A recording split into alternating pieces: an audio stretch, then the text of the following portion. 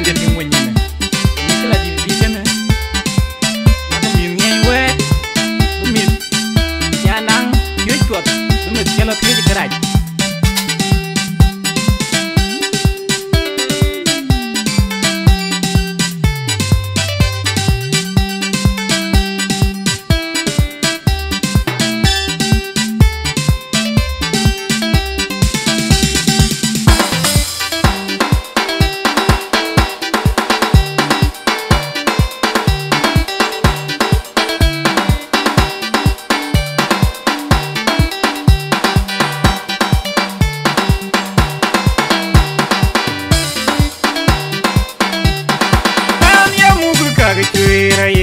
Lun piadun nai nyaga kabu nyoga dilen loy man ye mugu kagarum aye ting lun piadun nai nyaga kabu nyoga dilen loy man wen ye na wun jwe aye ting lun piadun nai nyaga kabu nyoga dilen loy nyan wen no man tiel aye ting lun piadman nai nyaga kabu nyoga dilen loy nyan wen ye na man tai aye ting lun piadman nai nyaga kago nyoga dilen loy kenden jeng on perwan yo gubrio yen ka tori utin kenden jeng on perwan yo let man yen ka tori utin an ya mugu kagarin aye ting tilon tadun nai nyak kago nyoga dilen loy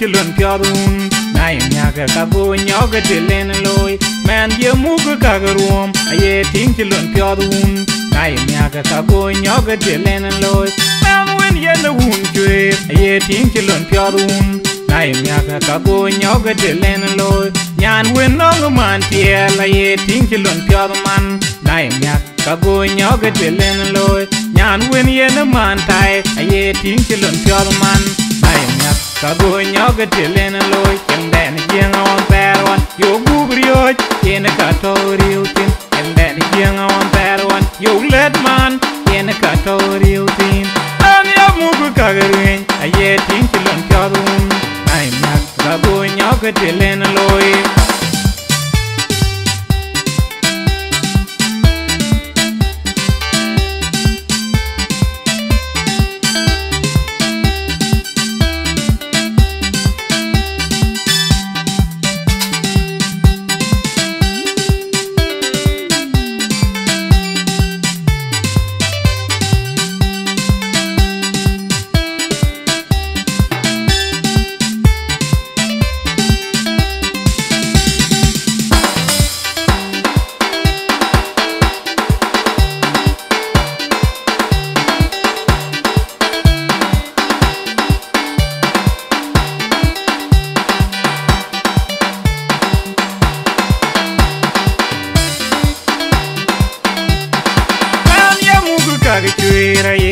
lun piadun nai nyaga kabu nyoga dilen loy man ye mugu kagarum aye ting lun piadun nai nyaga kabu nyoga dilen loy man wen ye na wun jwe aye ting lun piadun nai nyaga kabu nyoga dilen loy nyan wen no man tiel aye ting lun piadman nai nyaga kabu nyoga dilen loy nyan wen ye na man tai aye ting lun piadman nai nyaga kabu nyoga dilen loy kenden jeng on perwan yo gubrio yen ka tori utin kenden jeng on perwan yo let man yen ka tori utin an ya mugu kagarin aye ting lun tadun nai nyak kabu nyoga dilen loy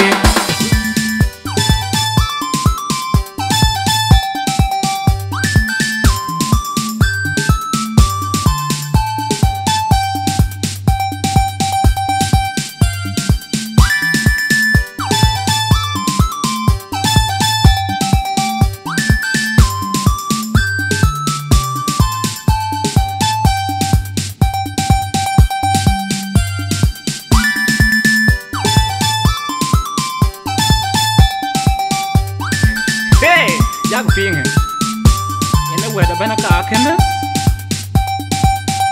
dogo ko mi ko er piat biga yaping traditional wona tuang monjang